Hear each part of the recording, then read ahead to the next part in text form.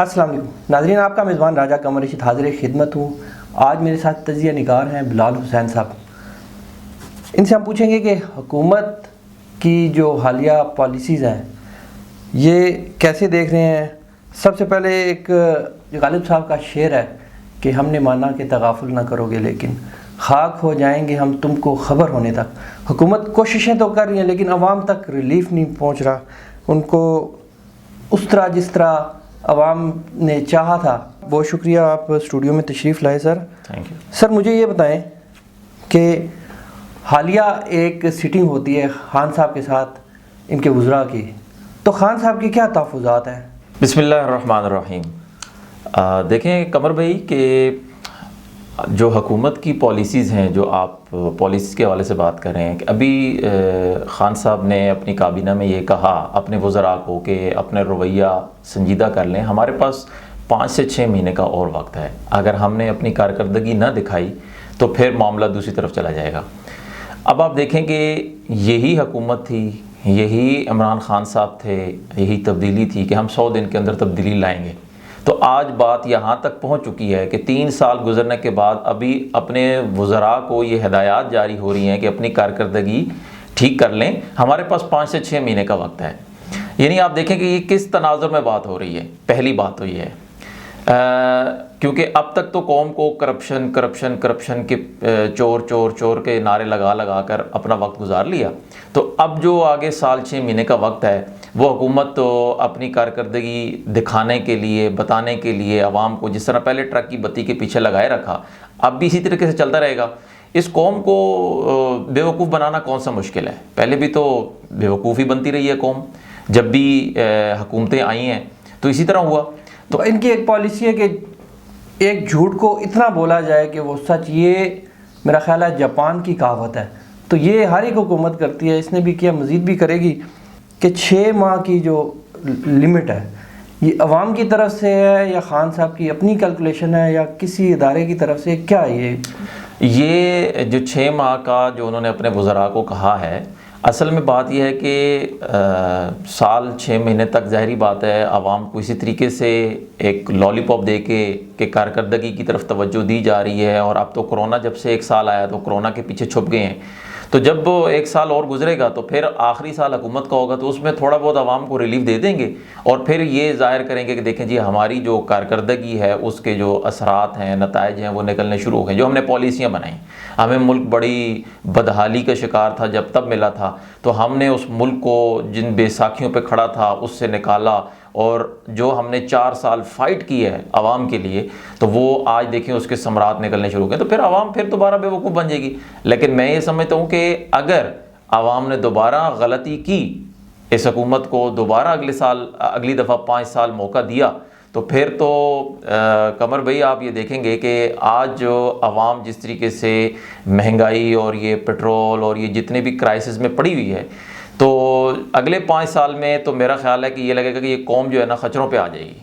نہیں بلال صاحب، دیکھیں پوری دنیا میں پہلی دفعہ ایسا ہوا ہے کہ تھرڈ پارٹی گورنمنٹ میں آئی ہے اور وزیر اعظم عمران خان صاحب آئے ہیں، تو عوام نے تو اپنی بہتری کے لیے ووٹ دیا انہیں، کیونکہ ان کا منشور بہت جاذب نظر تھا، اتنا خوبصورت ان کے دعوے تھے کہ 100 دنوں میں انہوں نے تبدیلی لانی ہے۔ تو یہ اس طرح کا دعویٰ تو میں بھی کہہ کے آتا ہوں اگر، اور پھر میری پرسنلٹی بھی ایسی ہے، جیسے قومی ہیرو ہیں عمران خان صاحب، انہوں نے ورلڈ کپ بھی جیتا تھا، تو ایسا شخص کسی بھی قوم کو اپنے پیچھے لگا سکتا ہے۔ تو قوم نے تو اعتماد کیا، قوم نے تو بھرپور ساتھ دیا، ووٹ دیا ہے، جس طرح بھی حکومت میں یہ آ گئے، تو ان کی اگر ناکامی ہوئی ہے تو ان کی جو بنیادی وجوہات ہیں وہ کیا ہیں؟ دیکھیں آپ نے کہا نا کہ تھرڈ پارٹی، عوام نے تو اپنی بہتری کے لیے منتخب کیا کہ یہ تھرڈ پارٹی ہے۔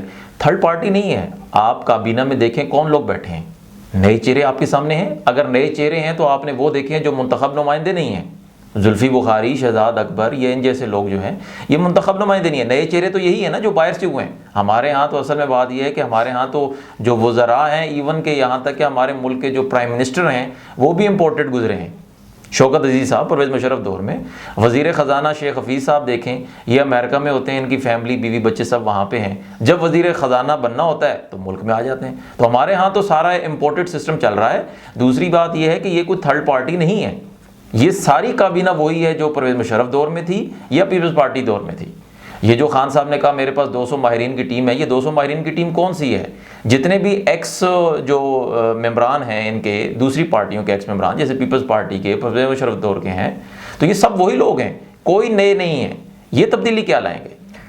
جی جنرل حمید گل صاحب کا مجھے کال یاد آ رہا ہے کہ خان صاحب آئیں گے، امیدیں بہت ہائپ کریٹ ہوگی، لیکن امیدیں جب ٹوٹیں گی تو یہ ناکام ہوں گے، یہ ان کا کال تھا۔ اب جو حکومت ہے وہ کس جگہ کھڑی ہے؟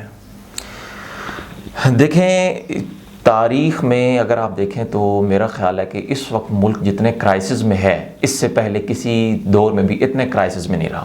معیشت جو سب سے بنیادی چیز ہے، جو ہمارا مسئلہ ہے، نو ڈاؤٹ معیشت مسئلہ ہے، میں سمجھتا ہوں معیشت سے بھی زیادہ جو اہم مسئلہ ہے، بلکہ اگر ہم معیشت کو ٹھیک کرنا چاہتے ہیں تو سب سے پہلے ہمیں اپنی لیڈرشپ کو بدلنا ہوگا۔